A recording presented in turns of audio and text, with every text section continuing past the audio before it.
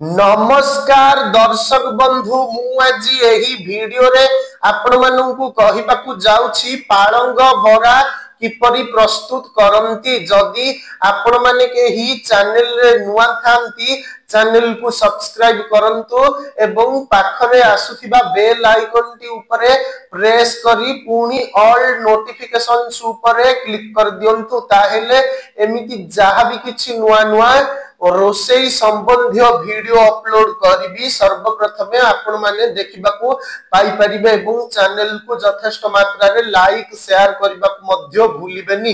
ताहेले चलंतु देखिनबा पाळंग बरा किपरि प्रस्तुत करंती एवं एथि पई कोन कोन सामग्री प्रथमे नेबाकू हुए। आवश्यक सामग्री पाळंग साग एक बीड़ा जुआनी टिपे बुट डाली अध कप लंका 6टा धनिया पत्र 1 मुठा कला जीरा टिपे अदा खंडे आवश्यक अनुसारे लूण और तेल। प्रस्तुति प्रणाली बुट डाली धोई रांधिबार 1 घंटा पूर्वरु बतुराई दियंतु।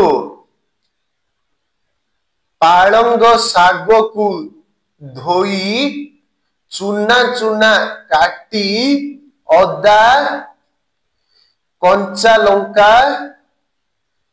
धनिया पत्र काटी डाली बटा साग लूण समस्त मसला देई घांटी कड़ाई रे तेल गरम करी बरा भली छाणी दियंतु। पाची लाल होई गले ओल्हाई आणंतु।